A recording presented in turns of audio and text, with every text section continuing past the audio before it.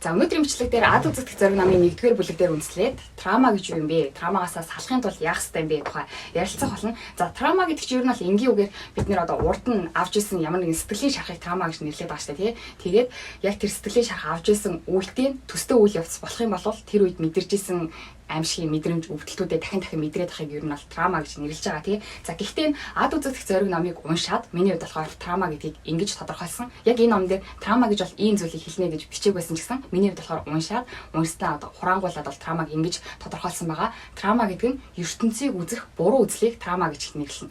За энэ ном дээр болохоор яг трама гэдгийг болохоор ертөнцийг үзэх үзэлтэй холбож тайлбарладаг. Тэгээ яг трамагаас салахын тулд бид нэр ертөнцийг үзэх үзлээ өөрчлөх хэрэгтэй. Трама гэдэг нь яагаад гэвэл ертөнцийг үзэх буруу хэлж байгаа. За нэг жишээ авч үзье. Жишээ нь одоо ингээд жоохон бахта эмэгтэй хүүхдүүдийн яг нэг сүүлд уншижсэн мэдээлэл дээр тийм байсан байхгүй юу? Одоо жоохон бахта ингээд эрэгтэй хүнд оролдуулчихсан эмэгтэй хүүхд байлаа гэж бодоход тийм эмэгтэй хүн том болохоор эрэгтэй хүмүүсээс ингээд айгаад идэг. Тэгээд дээрэс нь одоо юм жоохон задгаа мадгаа хувц өмсч чадхаа болчтой ингэнэ. Тэгээ та энийг сонсонгуудаа мэдээчтэй жоохон бахта тэгээд эрэгтэй хүнд оролдуулчихсан болвол эрэгтэй хүмүүсээс насан туршид айх нь бол ойлгомжтой штэ. Энд чинь л трама штэ гэж хэлж магадгүй. За гэхдээ ад үзэгдэх зориг номон дээр бичсний дагуу энэ жишээг одоо тайлбарлах юм бол тэр одоо яг тэр эмэгтэй хүн багтаа амар ингээд шарах авцсан. Тэгээд тэр шарах нь хөндөгдөөд тэгээд эрэгтэй хүмүүсээс айгаад байгаа мүү гэхээр үгүй. Энэ номон дээр болохоор тайлбарлахдаа тэр эмэгтэй тархинд нь эрэгтэй хүмүүс бол аюултай. Эрэгтэй хүмүүс аюултай гэсэн худлаа мэдээлэл орсон.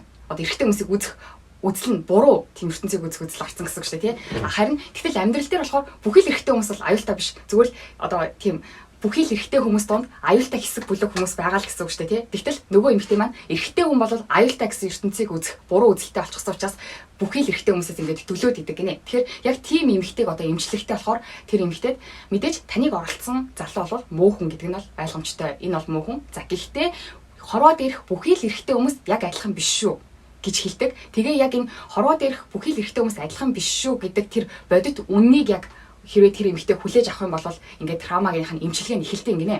Тэгээ энийг болохоор ад үзэгдэх зориг номон дээр ингэж тайлбарсан байлээ. Бид нэр одоо яг адилхан газар, адилхан цаг мөчөд амьдарч байгаа ч гэсэн хүн болгон өөрсдийнхөө бүтээсэн тэр тусдаа өөрсдийнхөө ертөнц дотор амьдардаг гинэ. Тэгээд миний амьдарч байгаа ертөнц өөр, таны амьдарч байгаа ертөнц өөр болохоор хин нэгнийх нь ертөнц одоо хийс үр гэж хэлж болохгүй. Яагаад тэгэхээр хүн болгон өөрийнхөө бүтээсэн тэр ертөнц нь тухайн хүнийхээ хувьд нь тэр нь яг бодит амьдрал учраас бүх хүмүүс л яг өөр өөрсдийнхөө бүтээсэн бодит амьдрал дотор амьдарч байгаа гэсэн үг. Гэхдээ шал өөр тий. За жишээ нь одоо түрүүний жишээгээр авахлаа гэхэд одоо жоохон бахта эрэгтэй хүнд оролдуулчихсан эмэгтэй хүний хувьд бол тэр эмэгтэйгийн хувьд одоо ертөнц нь бол бүхий л эрэгтэй хүмүүс нь аюултай гэсэн үг шүү дээ, тий. Тэгэхээр та өөрийгөө тэр эмэгтэй оронд тавиад үзээрэй. Таны амьдарч байгаа ертөнц доторх бүхий л эрэгтэй хүмүүс аюултай. Тэгвэл таны зорилго юу ах вэ? Аюултай олон эрэгтэй хүмүүсээс өөрийгөө хамгаалах нь таны амьдралын зорилго болно шүү дээ, тий. Тэгэхээр та өөрөө юу ч бодлохгүйгээр автоматар л таны бие хачин, зан арын шинжин, үйл хөдлөлчин, өгчин бүгдээрээ л тэр аюултай эрэгтэй хүмүүсээс өөрийгөө хамгаалахын тулд тэр үйлдэлүүдийг хийн гэсэн үг, тий. Өөрөөр хэлбэл таны одоо яг байгаа байдал чинь таны гаргадаг зан ааш, таньнаас төрдөг сэтгэл хөдлөл, одоо таны үйлдэл гэх мэт зүйлс чинь болохоор зүгээр нэг ингээд тогтцохоогүй та өөрөө ямар ертөнцид амьдардаг вэ? Таны ертөнцийг үзэх үзэл чинь юу вэ? Тэгээд тэр ертөнцийг үзэх үзэл дээрээ тулгуурлаа та өөрөө зорилго тавьдаг. Тэгээд тэр зорилгоо нэгэнд тогтоочих юм бол таны үйл хөдлөл, зан арын шин, үгчин бүгдээрээ тэр зорилгоо биелүүлэхийн тулд автоматар ажиллаж эхэлдэг. Тэгээд энэ номон дээр болохоор хүний одоо ингээд байгаа байдал нь бол ерөөсөө өнгөрсний зүгээр үр дүн биш юм аа. Тухайн хүн маань өөрөө ертөнцийг үзэх үзэл нь ямар үзлийн тэр ертөнцийг үзэх үзэл дээрээ тулгуурлаад ямар зорилго тавьчихсан юм бэ? Тэр зорилгод хүрэхийн тулд ийм үйлдэл гараад байгаа болохоос ш ерөөсөө хүн өнгөрсний үр дүн бишээ. Мэдээж яг өнгөрсний үр дүн гэж те одоо түрүүний эмэгтэйгээр жишээ авахад багтаа одоо эрэгтэй хүнд оролдуулчихсан болвол мэдээж одоо том болцсныхаа дараа задгаа хувц өмсч чадахгүй ч юм эрэгтэй хүмүүсээс айх нь бол мэдээж өнгөрсөн нь өөрт нь одоогийн байдалд нь нөлөөлж ийн гэсэн үг. За гэхдээ энэ ном дээр тайлбарлахдаа болохоор тэр эмэгтэй яг тэр багтаа авсан тэр шархнаасаа болоод одоо ингээд эрх чөлөөтэй амьдарч чадахгүй байгаа юм биш. Харин тэр багтаа авсан шархаа би дахиад авчих уу дээ. За бас эсэргээрээ одоо өөрт нь шарах өгсөн хүн дэлхийн бүхий л хүмүүс өөрт нь бас дахиад шарах өгчих юм шиг буруу бодоод байгаа учраас тэр байдлаасаа гарч чадахгүй байгаамаа. Тэгээд ер нь бол одоо хуучны сэтгэл зүй судлал дээр болохоор дандаа бид нарыг өнгөрснийхөө үр дүн гэдэг. Харин ч эсэргээрээ зорилгынхоо төлөө тэр зорилгоо биелүүлэхийн тулд хүний одоо үйл хөдлөл бол ямагт өөрчлөгдөж байдгаа гэж энэ номд хэлсэн байлээ. За тэгээд ерөнхийдөө бол ингээд бид нэр өөрчлөгдөхийн тулд тэгвэл трамагаас салахын тулд өөрхөн зан аашиг хүснээрээ өөрчлөхийн тулд яах ёстой юм бэ гэдгсэн чинь ертөнцийг үзэх үзлээ өөрчлөх хэрэгтэй юм гинэ. ертөнцийг үзэх үзлээ өөрчлөх үежиж зүгээр одоо үйл хөдлөл ч юм уу гадан төрөх байдлаа өөрчлөөд бол ямар ч нэмэргүй гэж энэ номд хэлсэн байлээ. Харин эсвэргээрээ яг тэр бүр суур ертөнцийг үзэх үзлээ өөрчлөх юм бол тэр ертөнцийг үзэх үзэл дээрээ тулгуурлаад та өөр зорилго тавих болно. Тэгээд тэр зорилгоос хамаараа таны үйл хөдлөл чинь хар аяандаа өөрчлөгдөх болно гэдэг нь болохоор нэгдүгээр бүлгийнх нь яг хэлхийг хүссэн мессеж юм болов уу гэж миний бодлоор ойлгосон. За нэг гойж биш жишээ ч гэсэн яг түрүүнийх авсан жишээг дахиад авъя те нэг жишээгээр ярих юм бол илүү ойлгомжтой байх учраас за бага насндаа тэгээд эрэгтэй хүнд оролдуулчихсан тэгээд том болоод одоо эрэгтэй хүмүүсээс айгаад байгаа тэр эмэгтэйг бид нэр эмчлэхийн тулд одоо траама гасан салгахын тулд те зүгээр штэ чи одоо гой задгаа усаж болно эрэгтэй хүнтэй ярихдаа битээ чөлөөтэй яар гэх юм бол ингээ зүгээр гадна талынх нь өнгөцгөн тий чи одоо эрэгтэй хүнтэй ярихдаа сандраадах юм а бити сандралтаач гэдэг юм уу ингээ зүгээр гадна талынх нь өнгөцгөн энэ үйл хөдлөлийн ч юм уу хэл яриаг нь өөрчлөх юм бол хүн траамагасаа салж чадахгүй яг чихнээсээ өөрчлөгдөж чадахгүй харин эсрэгээрээ нөгөө эмэгтэй маань эрэгтэй хүн болгон аюултай шүү гэсэн тэр буруу үзэл нь буруу бодол нь яг тэр бодлыг нь л яг өөрчлөөд мэдээж та эрэгтэй хүнээс шарах авсан ч гэсэн дэлхийн бүх эрэгтэй хүн адилхан биш шүү гэсэн яг жинхэнэ зөв үнэн ертөнцийг үзэх үзэл орж ирэх юм бол тэр эмэгтэй үйл хөдлөл нь хар аяанда өөрчлөгдөнө.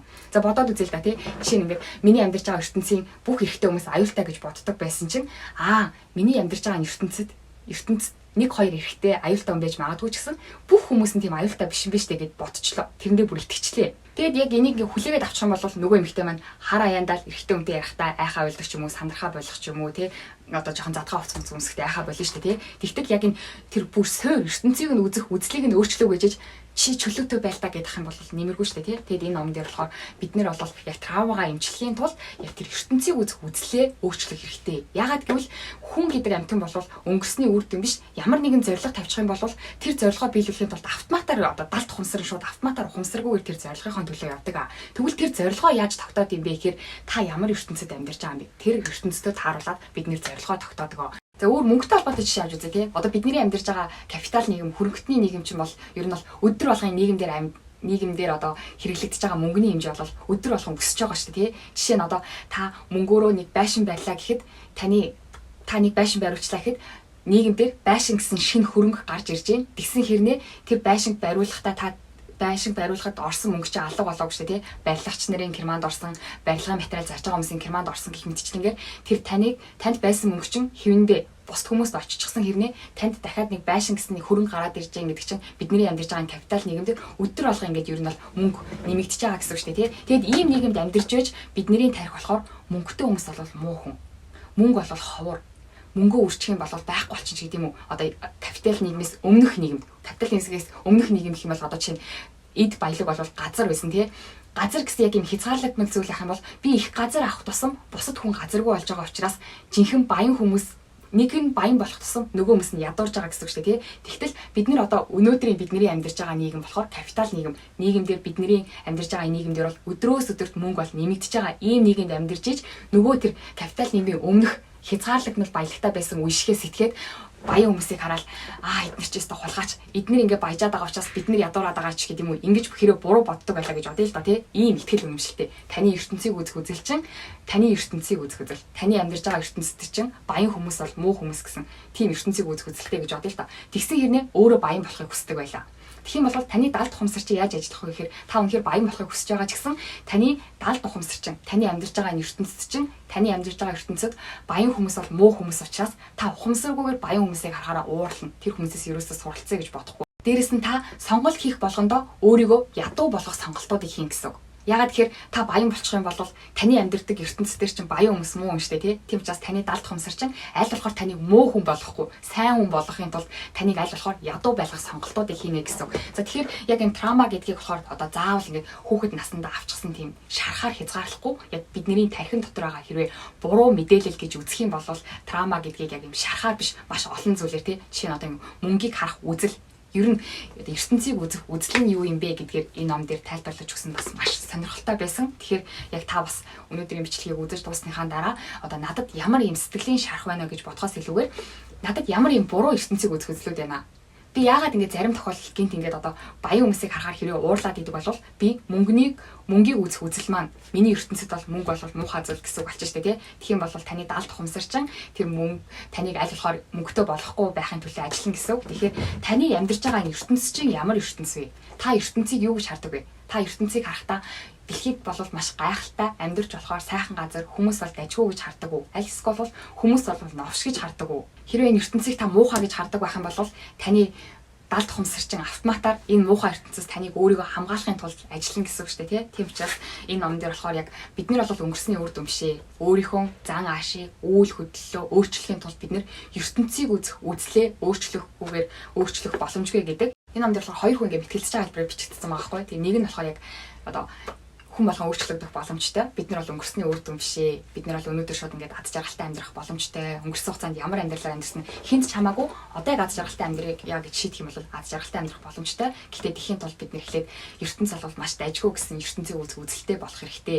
ертөнц бол новш гэсэн үзэлтэй байх юм бол таны далд хумсарч автоматар тэр новш ертөнцөөс өөрийгөө аврахын тулд ажиллах болно гэсэн ингээд нэг юм ертөнцийн үзэх үзэлтэй хүн. За мөн нэг залуу. Тэр залуу нь болохоор амьдрал бол одоо тийм жоохон адармаатай, ядаргаатай энэ амьдрал дээр одоо хүн бол ганц жаргалтай амьдрах боломжгүй гэсэн ертөнцийн үзэх үзэлтэй хоёр хүний мэтгэлцэж байгаа хэлбэр бичигдсэн байхгүй юу. Тэгээд таас уншаад үзээрэй. Тэгээд яг яалтчгүй ингээд маш тийм одоо том хүнд трама авчихсан хүмүүс бол мэрэгчлийн хүнд мэдээж хандаж тэрийг эмчлэхгүй болохгүй байх. За гэхдээ саяны түрүүний жишээн дээр тий одоо жишээ нь мөнгөний талаар буруу үзэл бодолтой ч юм уу. Тиймэрхүү жижиг сажиг буруу үзэл бодол тийм жижиг сажиг трамаг бол энэ ад үзэгдэх зориг номын 1-р бүлгийг уншаад тэгээд зүгээр маш хурдан ингээд уншаад дуусгачихгүй удаан 50 уншаад надад бас ийм шинж тэмдгүүд байгаа юм биш үстэй гэж бодоод унших юм бол жижиг трама, жижиг буруу үзэл бодлыг бол хангалттай энэ номын 1-р бүлгийг уншаад өөрийгөө эмчлэх боломжтой юм болов уу гэж миний хувьд бодож байна. Тэгээ номны давуу тал чинь тэр шүү дээ тий. Хин нэгэн хүн ирээд чиний ертөнцийн үзэл чинь буруу байна. ертөнцийн үзэл үзлээ өөрчлөө гэдэг юм бол бид нэр автоматар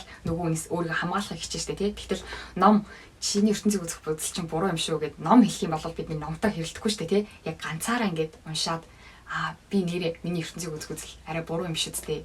Миний ертөнцийг үзэх үзэл буруу. Тэгээ би тэрэн дээрээ тулгуурлаад буруу зориг тавиад тэгээ тэр буруу зоригтой хүрэхийн тулд миний далд хумсаар ажиллаад байгаа юм шиг үстэй гэж яг нэг ном учраас ичхгүйгээр яг илэн далангүйгээр тэгж өөрийгөө ингээд хараад талтад уншвал бас нэлээд гоё ном байсан. Тэгээд энэний 2 дахь бүлэг нь болохоор юу байхгүй юу?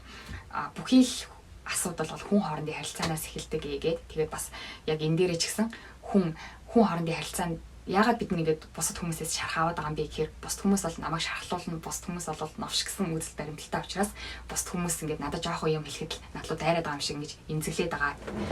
Тийм учраас одоо яг хүн хоорондын харилцаанаасаа тэгэж шарх авахгүй тулд бол хүмүүс бол дайжгүй гэсэн тийм хүнийг үзэх үзлээ бас өөрчлөх хэрэгтэй гэсэн 2 дугаар бүлгийн талаар дараачийн бичлэг дээр ярилцъя. Тэгээд өнөөдрийн бичлэг жоохон ойлгомжгүй байсан байж магадгүй.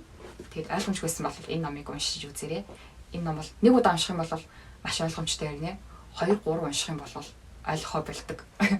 Янзын ном байгаа. Миний хувьд бол маш олон уншсан. Унших тусмал бүр гүнзгийрээд бүр ойлгохоо болоод байгаа.